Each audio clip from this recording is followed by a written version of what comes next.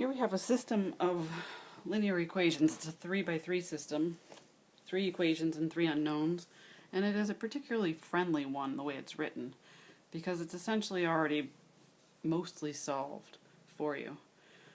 When you come up with a solution to a system of equations, you want to come up with the values for all the variables. So we want to find x equals something, y equals something, z equals something. And one of the equations here is already giving you one of the values for the variables. So we have z equals 2. And once you have z equals 2, you can do what they call back substitution. I can put this 2 in here, and you get the equation y plus 3 times 2 equals 5. So you get y equals -1. And then I can back substitute that. I can put the z equals 2 in there, and the y equals -1 in there. And I get a lot of arrows here. It's turning into a mess. X minus 2 times y is -1 plus 3 times 2 is 9. So you get x plus 2 plus 6 equals 9. X plus 8 equals 9. So x equals 1. Equals 1. And so there's my solution. I believe it's my solution. You should always check if you can. So if you have a system that has at least one solution, we're going to be dealing with linear systems. So our solutions are going to have either one solution, no solutions, or infinitely many solutions. So the ones that are consistent, that have either one solution or infinitely many solutions, you should check them. So plug in here, you get 1 plus 2 plus 6, that is in fact equal to 9. You have -1 plus 6, that is in fact equal to 5, and 2 is in fact equal to 2. So this is correct, happy, box it in, and I'm done. And that was a quick, easy system to solve because of this nice sort of format that it was already in, this sort of stair-step format. Generally speaking, you'll get solutions that look more like this that you need to solve. I'm sure you've seen these before in high school, and you've probably solved them by, combining two equations, getting a 2 by 2 system, or combining two equations to get an equation to eliminate one of the variables, combine another 2 equations, eliminate one of the variables, then get a 2 by 2 system, then solve that, then backtrack and get your third variable. So I'm sure you've seen these before. I'm going to solve them in a way that is maybe different, maybe not different from what you've done before. And my goal is going to be to get that stair-step form. So I want to eliminate the x from this equation. I want to eliminate the x and y from this equation. And I'm going to do it essentially by combining equations or multiples of equations. So the first thing I see here is I can get rid of this x term very easily by just adding the first equation. I'm going to add equation 1 to equation 2. So in this step, the equation that I'm changing is just equation 2. It's only equation 2 that's going to change because that's the only thing that's having something happening to it. So equation 1 is not going to change, but I have to write it down again. Anyway, equation 3 is not going to change. I have to write it down again. So this can get quite tedious. That's a z, that's an ugly z. And so I'm going to do this equation plus this equation. So -x plus x is 0, so I have a 0x there, which I'm not going to write down. 3y plus a -2y is just a y. And 0z plus 3z is 3z. And -4 plus 9 is 5. So there I've added the first equation to the second equation. I'm going to rewrite this because it was just too ugly. So there I've done my first goal, which is to get rid of the x from the second equation, and now I want to get rid of this term right here. But the problem is it's not going to be as easy as getting rid of this x because there was a nice relationship between the x term in the first and second equations, and that is they had the same magnitude, opposite signs. It's not the case here. So I can't just add equation 1 to equation 3. That's not going to help me. What I'm going to do is I'm going to introduce a -2 right there. So I am going to multiply equation 1 by -2. So that's going to be my step coming down to here. So that's what I'm going to get here. So the only thing that's changing is equation 1. So I'm going to write down equation 3 just as it is because I'm not manipulating it this step. I'm going to write down equation 2 because I'm not manipulating it this step. And then I'm going to multiply both sides of this equation through by negative 2. So I'm going to get negative 2x plus 4y minus 6z. Having trouble writing my z's, and that would be negative 2, so negative 18. And so then I have essentially the same situation going on with equations 1 and 3 that I did with 1 and 2 here. I have the x coefficients are the same magnitude, opposite sign, so my next step will be to add equation 1 to equation 2. So that's going to be my move here. So the first equation is going to stay the same. Negative 18.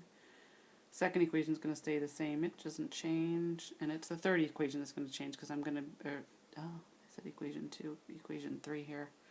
So I'm going to add this equation to this equation. So 2x plus a negative 2x, that's 0x, which is the whole point of doing this multiplying by negative 2 exercise.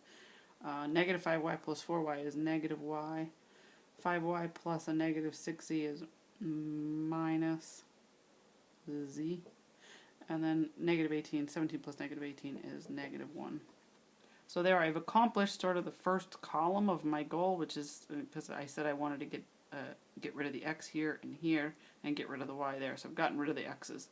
Now I'm going to get rid of the y's, but before I do that, I'm going to clean this back up and multiply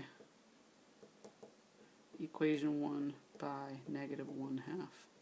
Just to make this equation nicer again the way it was before. So you get x minus 2y plus 3z equals 9, y plus 3z equals 5, negative y minus z equals negative 1. And then I'm in good shape here because I want to now get rid of this y. These y's have the same magnitude coefficient but opposite signs, so I'm going to add equation 2 to equation 3. And I'm going to get x minus 2y plus 3z equals 9, y plus 3z equals 5, and this plus this, the 0y I'm not going to write down, this plus this is 2z, and negative 1 plus 5 is 4. And so I'm almost done. I'm going to multiply equation 3 by 1/2, or divide through by 2 if you prefer. So you get x minus 2y plus 3z equals 9, y plus 3z equals 5, and z equals 4. And there we have that stair step set up again, and so we can do the back step substitution. It's not just the stair step, it's actually the same exact system that I started with. And so we know the solution is x equals 1, y equals negative 1, z equals 2, and you can plug back in there and check. So we already checked the first equation, I suppose, but 1 times a negative 1 is negative 1 minus 3 is negative 4, and so that works. And you should always check your solutions. I'm kind of being lazy. This is a do as I say, don't do as I do kind of thing. But I work these out ahead of time. So this is a way to solve these systems that you can see is a little bit tedious. The thing is, it can be a good deal less tedious if you notice that this entire chunk of the work, which we've done in 1, 2, 3 steps, we can do in one step. So instead of actually multiplying equation 1 by negative 2 and then using it, and then dividing it by negative 2 or multiplying it by 1/2, so this step and this step, they undo one another. So there's sort of inherently some inefficiency there. So instead of doing all of this, what I could do is I could add negative 2 times equation 1 to equation 3. So I can do that all in one step.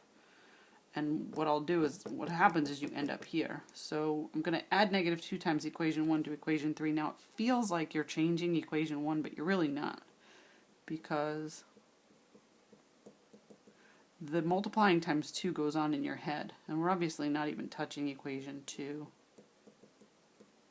And so you'd do this plus a negative 2 times that would be 0x. This plus a negative 2 times that, so you'd have negative 5 plus a negative 2 times negative 2 is negative 5 plus 4 is negative y. This plus a negative 2 times that, negative 2 times this is negative 6z. 5 plus a negative 6z is negative z. This plus a negative 2 times that would be 7 plus a negative 18 is negative 1. And so I end up, obviously I have to, because this one step, adding negative 2 times equation 1 to equation 3, is the same thing as multiplying equation 1 by negative 2, adding that to equation 3, and then dividing through by the 1/2 to get equation 1 back to where it was before. Now, this is going to be the heart of the material, the heart of the mechanics that you need to do in the next couple of weeks in order to use these systems, solve these systems. So if you didn't like that, it's not a surprise. If you've never seen it before, you're not going to like it. It's going to be uncomfortable at first, but you want to train yourself to do that. Okay, so that's one example of a 3x3 system with unique solution and solving it by getting down to this stair-step method. Okay, very good.